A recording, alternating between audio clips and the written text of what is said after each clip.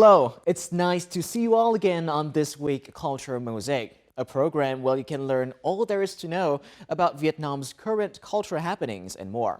For this week's edition, we have prepared a range of stories for you all, from the story of how ethnic Hmong women are changing the outdated customs of the community where she's a part of, to a story of how young millennials are changing the landscapes of media through Vietnamese historical clothes, and finally, a story of an American writer who are offering very unique perspectives of Vietnam through his book dedicated to Ho Chi Minh City. But before all that, let's get into today's cultural buzz. Hmong women in inspiring journey to abandon outdated cultural customs.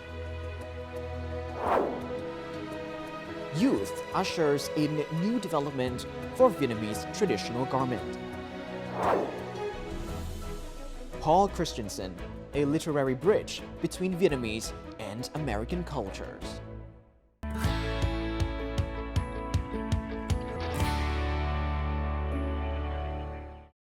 The film Inside the Yellow Cocoon Shell, the first feature from Vietnamese director Phạm Thiên Ân, will be showcased at international festivals this fall and then have a wide release in North America, according to The Hollywood Reporter. Ân's directorial debut earned him the Camera d'Or at the Cannes Film Festival. The film, which has a running time of 3 hours, follows Thiện, a man who has lost his way in life as he embarks on a journey through the mysterious Vietnamese countryside. He begins questioning his beliefs and life's meaning. A new production of Giselle, one of the greatest ballets from the Romantic era, will be performed at the Hanoi Opera House by the Vietnam National Opera and Ballet in partnership with Thanh Productions on the August the 2nd and the 3rd.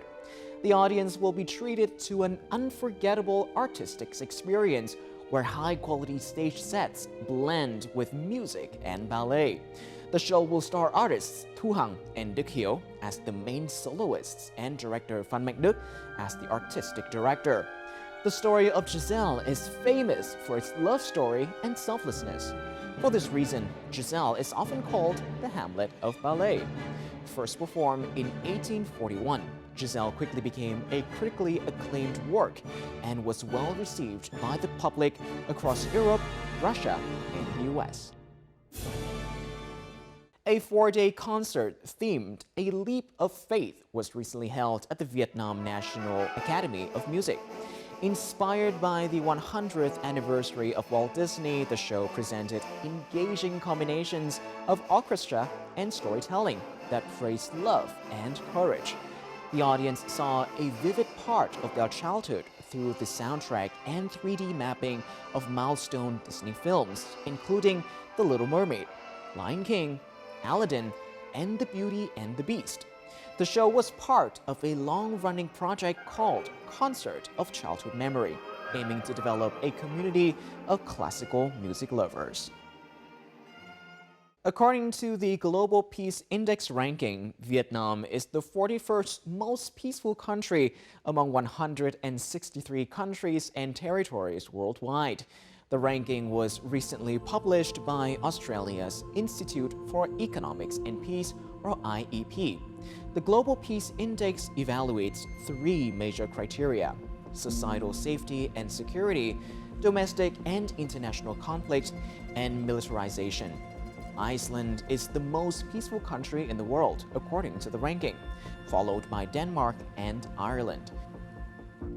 Hạ Long Bay, Phong Nha Kẻ Bàng National Park, and Hội An are 3 of Vietnam's most impressive heritage sites for tourists to visit. The famous British travel magazine Wanderlust selected these sites. The magazine noted that there is no other place with a more impressive scale than Hạ Long Bay. Hội An offers a unique combination of Western architecture and Eastern culture, and the Phong Nha Kẻ Bàng National Park is an ideal place to admire the cave system's beauty and giant rock formations. The first commercial seaplane flight from Tuần Châu Island to Cô Tô Island in the northern province of Quảng Ninh took place, marking the first service of its kind connecting two Vietnamese islands. The inter-island flight with 8 tourists on board departed Tuần Châu port in the province Hạ Long City and safely arrived on Hồng Vàn beach of Cô Tô Island about 35 minutes later. Passengers can enjoy a bird's eye view of the majestic beauty of Hạ Long Bay and Bái Tử Long Bay.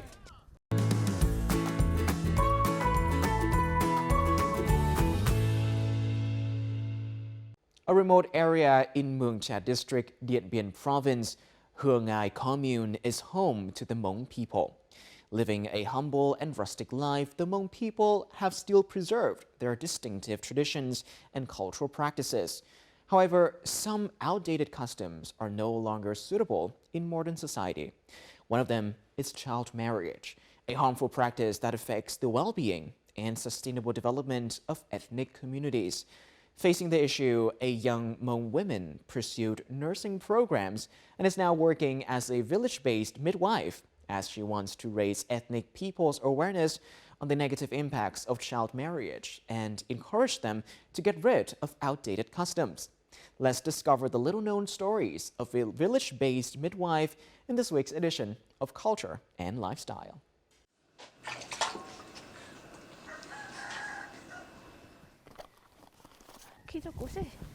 Tôi là Thảo Thị Số, cô đỡ thôn bản Bảng Hừa Ngài. Tôi ở trong bản đi phát hiện các phụ nữ có thai đỡ đẻ thường tại nhà.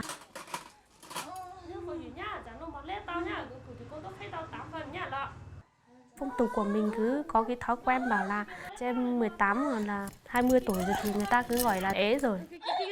Thế là 30-40% là bà mẹ tạo hôn, với lại mang thai lúc 15 hoặc 16 tuổi. Họ coi như việc sinh đẻ là bình thường, cứ có chữa là đẻ, đẻ thì đẻ tại nhà.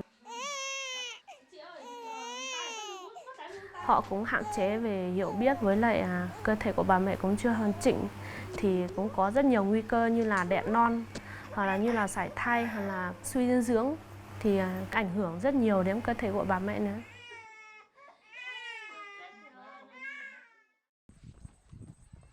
Họ không thể nhận biết được như thế thì mình quyết tâm làm việc này là cũng là vì dân. Mình cũng tư vấn cho các bà mẹ, truyền thông cho họ biết những hậu quả mà mình không đi khám thai hoặc là những phong tục tập quán của mình đừng có quá làm hậu, bởi vì bây giờ cũng nhiều bệnh tật ấy mà mình khó lường trước được. Mình cũng đi tuyên truyền cho các bà mẹ về lợi ích của uống viên sắt, của tiêm phòng uốn ván, cũng như là khoảng cách sinh đẻ với lại tuổi nào đẻ con mà an toàn cho cả mẹ con.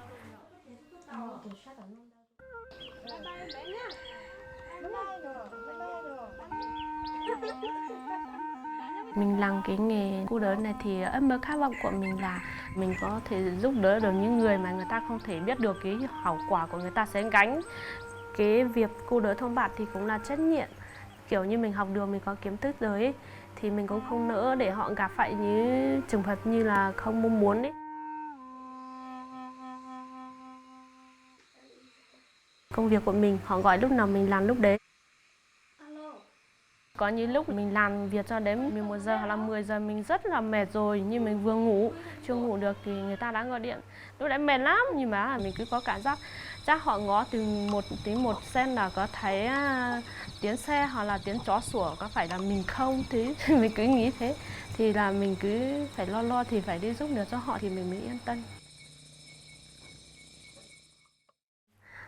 Nói chung là cái công việc này thì tôi cũng thực sự rất vất vả, bởi vì là bố mẹ chồng cũng già rồi ấy, thì cũng không có ai làm việc nhà vừa cửa.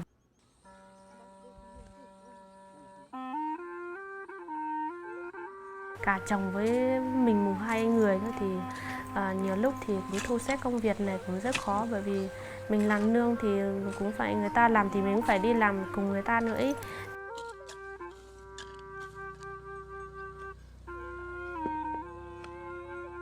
Nhiều lúc chồng bảo là ôi rồi sao việc nhà không lo, còn người ta một cuộc điện thoại thôi mà lo hết cả người. Có cả con chồng đi xuống dưới nương rồi có cuộc điện thoại họ bảo là sát đẻ hoặc là như nào đó thì phải bỏ cả con cả chồng ở dưới nương.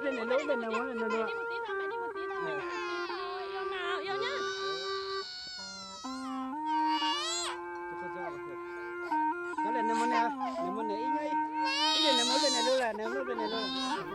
giờ là đây là nhiều cái sợ sợ hay mà lên nó bây giờ tại bỏ là hay nhiều những nọ ta ít xa mà những bạn nọ ít xa đấy nhỉ lọ mà lên coi trên những nọ lúc mình con Cứ để em bé bú xong một bên rồi đổi sang một bên. Chị nhớ là khi ngủ đừng lấy tay mình kê đầu của bé, vì trẻ sơ sinh này xương gần đầu của bé còn non, sợ bị ảnh hưởng. Mình mang thai khi chưa đủ tuổi nên không có kinh nghiệm. Rất may được cô Sú đến thăm và tư vấn cách uống viên sắt, tư vấn mình đi khám thai, cách ăn uống trong thời kỳ mang thai. Cô Sú rất nhiệt tình, người ta gọi lúc nào là đến ngay lúc đấy. Mọi người ai cũng tin tưởng. Kiểu như mình yêu trẻ ấy, thì thấy cái đôi môi đỏ đó đấy thì mình lại hết mệt.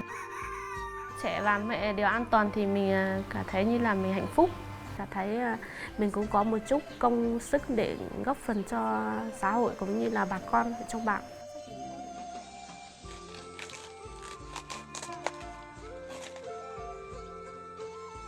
Trong xã mình cũng rất nhiều khu đới họ bỏ cuộc. Kinh tế bây giờ cũng khó, với lại làm nương làm rẫy, nuôi gà nuôi vịt thì họ cũng chết gì hết đấy. Còn với lại làm nương làm rẫy thì phải bón phân các kiểu, phun thuốc các kiểu thì cái gì cũng là tiền đấy.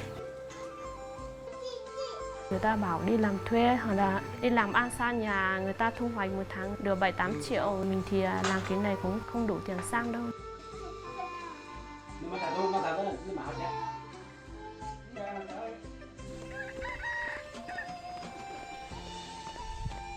Nhưng mà mình thương người dân với lại yêu ngành thì mình cố gắng làm công việc này cho đến khi các bà con người ta tự biết, tự hiểu, tự giác đi làm mọi thứ mà không cần mình phải tư vấn, không cần mình phải đi khám, không cần mình phải đi vận động hoặc để tại nhà. Mình giúp được cho họ thì mình cũng rất là sung sướng, với lại mình cảm thấy rất là có phúc.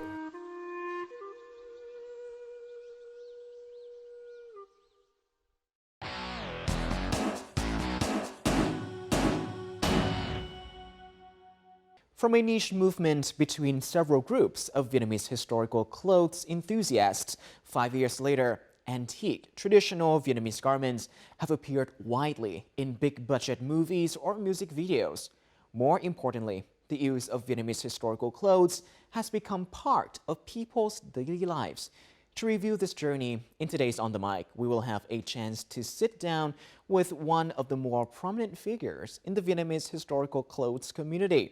His name is Nguyễn Đức Lộc, founder of the Ỷ Vân Hiên clothing brand and a pioneer in the field of Vietnamese traditional garment research.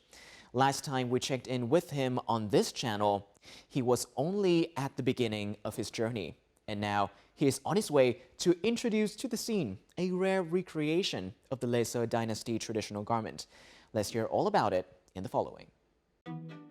From just a garment locked behind the glasses of museums to being at the forefront of the public consciousness, Vietnamese historical garments have been given new purposes in the modern age. No longer dwelt in the past, clothes from the dynasties long past in Vietnam has been worn again by modern Vietnamese people for various purposes. That is thanks to the collective efforts of young people who are passionate about Vietnamese historical clothes. Among those who have pioneered the movement, it would be a remiss not to mention Ỷ Vân Hiên, a prolific clothing brand behind some of the biggest Vietnamese historical dramas and music videos. Through these media products, Vietnamese traditional clothes have become a source of inspiration for an entire generation. The man behind it all is Nguyễn Đức Lộc. Rất cảm ơn anh Lộc đã dành thời gian chia sẻ về những cái câu chuyện mà làm cổ phục ở trong cái thời kỳ hiện đại này. Vậy thì anh Lộc suy nghĩ như thế nào về cái phong trào mà các bạn trẻ đang đưa cổ phục gần hơn vào cái đời sống sinh hoạt của mình thường ngày? Điều mà tôi làm thấy hạnh phúc nhất là kể một câu chuyện cách đây rất là nhiều năm.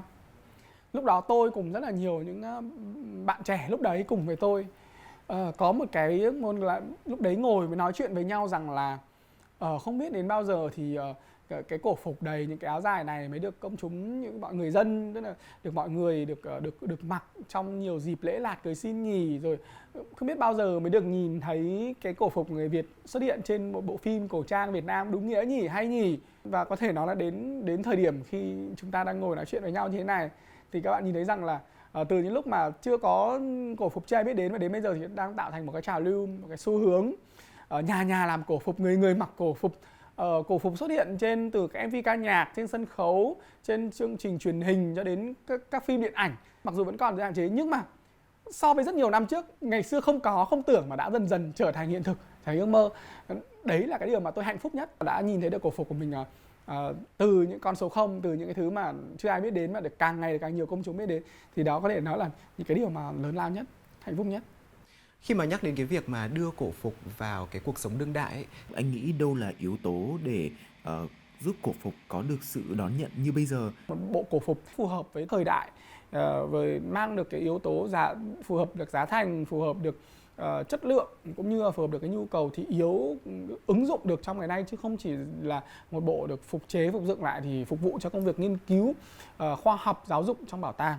Có những cái sản phẩm hiện vật ấy, khi mà nghiên cứu trên hiện vật gốc, tỷ lệ kích thước số đo ấy thì nó là chuẩn, nhưng nếu áp cái tỷ lệ kích thước số đo đấy vào với người hiện đại thì lại không được. Tức là gì? Là tỷ lệ chiều cao, cân nặng, mọi thứ nó đã có sự thay đổi. Chính vì thế phải nhảy sai, có phải sự thay đổi đi cái thông số đó, mà có những cái thông số mình cho là quy chuẩn rồi, nhưng mà khi áp lên tỷ lệ của cơ thể người hiện đại thì lại phải thay đổi đi để cho nó phù hợp như thế nào.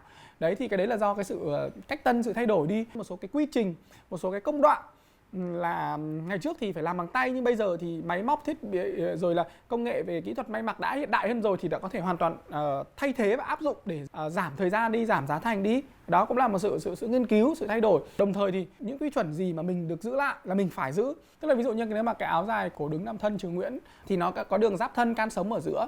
Mặc dù bây giờ khổ vải nó đã to hơn rồi, không cần nhất thiết phải giữ cái đường can sống nữa. Nhưng mà nếu như mà bỏ cái đường can sống ấy đi thì nó lại không còn gọi là áo dài nam thân nữa. Mà đấy, chính những cái đường can sống đó từ ở ngực, ở tay, tưởng thì đơn giản nhưng chính nó là linh hồn, nó là hồn cốt, nó là cái kỹ thuật, nó là yếu tố mà ta gọi nó là áo dài nam thân. Hoặc thứ hai nữa là chính vì những cái đường can sống đó thì khi mà sử dụng những cái cắt may bằng những cái loại lụa tơ tằm, gấm, rồi là có những họa tiết hoa văn rất là cầu kỳ sặc sỡ, thì cái việc mà phải cắt và ghép, phải căn hoa đậu bông đó thì để cho cái hoa văn nó được can vào, nằm đúng cái vị trí ở trên ngực áo, trên tay áo, xử lý cái họa tiết căn như thế nào trên cái trang phục đó, nó cũng làm thành cái sự tinh tế đẹp đẽ của cái trang phục. The journey to get Vietnamese historical clothes to this point has not been easy. A constant obstacle in recreating historical costumes is the lack of accurate documents for references. In fact, most Vietnamese traditional costumes seen nowadays are from the Nguyễn dynasty, the closest dynasty to Vietnam's modern history. The further in time the eras are, the harder it is to find documents about them. Therefore, it is so exciting that Lộc is currently working on a project to recreate a historical garment from the Lê Dynasty. Vậy thì khi mà nói về hình dáng ấy ạ, thì cái cổ phục của thời nhà Lê có điểm gì khác biệt so với thời nhà Nguyễn ạ? Có nhiều chứ, khá là nhiều. Thực ra Nguyễn sau này cũng là thời kỳ đầu Nguyễn vẫn học hỏi lại cái phong cách của Lê rất khá là nhiều. Hoặc ví dụ như là thầy Lê thì cái việc sử dụng cổ giao lĩnh khá là nhiều, giao lĩnh, viên lĩnh khá là nhiều. Cũng may mắn là nhà Lê cũng còn sót một chút, cổ vật vẫn còn sót lại. Vì tất cả những cái đấy là đầu tiên hoa văn đấy được lấy trực tiếp trên hiện vật, tức là trên áo và được ứng dụng trên áo. Sau đó đội ngũ nghiên cứu làm việc với đội ngũ mỹ thuật, thiết kế, vẽ lại, đồ lại hoa văn các thứ để xử lý những họa tiết đó để có thể ứng dụng được trên trang phục. Loc's efforts show how aware of their own heritage youths of his generation are.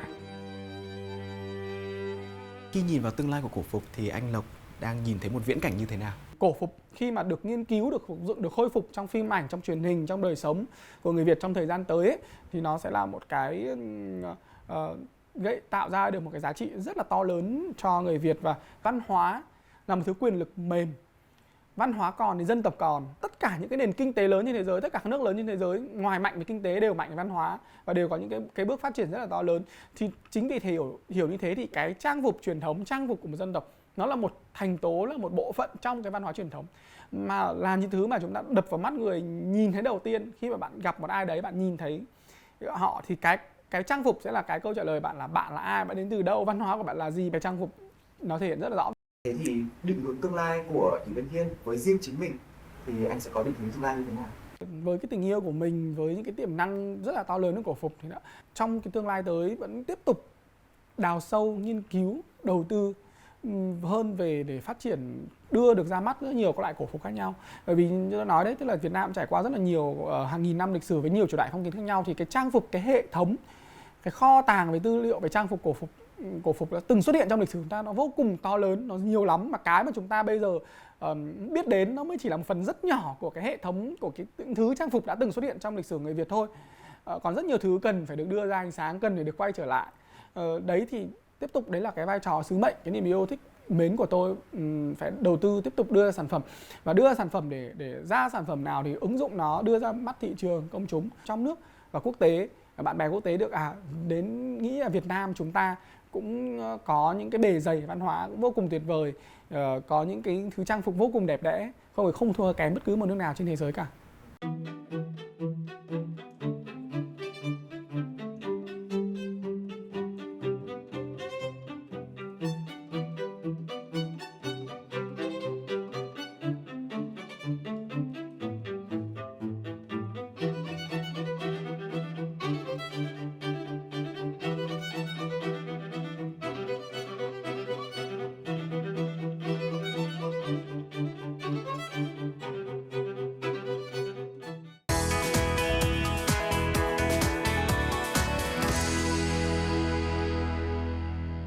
Paul Christensen is an American living in Ho Chi Minh City and working as an editor and a writer for an online publication called Saigoneer.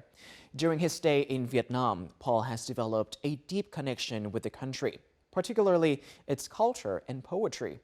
Last year, Paul published a bilingual book entitled Beneath Saigon's Chano, which offered his own perspectives about fascinating things about Vietnamese culture.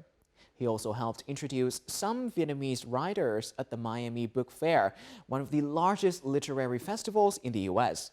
Let's meet Paul in this week's edition of Connecting Cultures and get to know more about the way he bridges the Vietnamese and the Americans via literature. When I publish what I put out in the world, I like to bring generally positive things, especially when Vietnam in general and Ho Chi Minh City in particular gives me so many things that I'm genuinely excited about.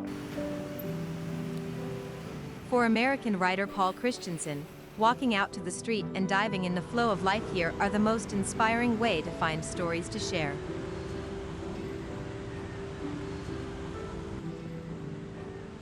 Where I'm from, we don't have people that do laminating on the street. The process has given me a lot more appreciation for something that just gets part of the urban fabric, passes us all every day, but there's a story. Like everybody, there's a story behind her and each of these tiny little operations that go on in the city. Come in, Chief. Christensen's unwavering love for the city in particular, and for Vietnam in general, is highlighted in his many essays that he published online via the Saigoneer. From gentle and small things that he has observed on the street, or bigger things required serious researching, Paul always writes with much appreciation.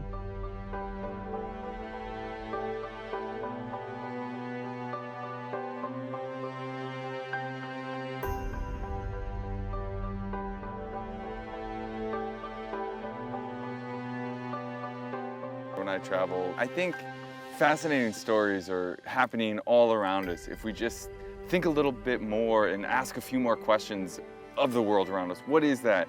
Why is it like that? Who is doing that? How do they do it? If you never think to ask, nobody's ever going to tell you. And you unlock these amazing stories that lead into traditions and lead into bigger elements. It's really fascinating.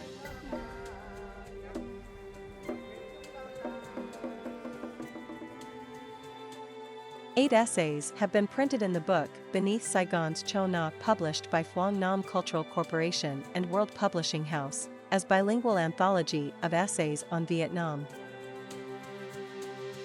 Dưới tán trời nâu Sài Gòn của tác giả Paul Christensen là một tác phẩm rất đặc biệt. Tác giả là một người nước ngoài, nhưng có góc quan sát về đất nước, văn hóa và con người Việt Nam rất tinh tế.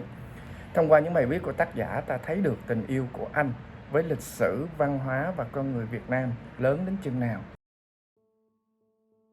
Paul is also the editor and curator of In My Ear, Your Voice, Still Flickering, a 3-part bilingual collection of Vietnamese art and literature, and the co-editor of A Rainy Night in the City, a bilingual anthology of short stories.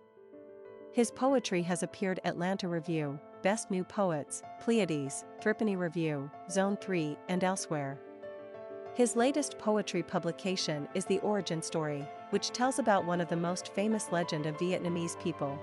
Đối với riêng tôi, Paul Christensen là người dạy cho tôi cách yêu hơn Tổ quốc của mình, yêu hơn những người Việt của mình bằng cách nhìn con người, vạn vật với đôi mắt của sự đồng cảm, yêu thương.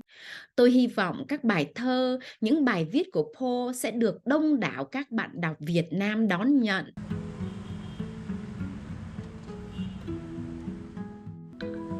The one kind of hope or belief I have that gives me the confidence to write about this country is sometimes having an outsider's perspective is helpful. Sometimes having somebody arrive and see something that a local has passed every day for 30 years.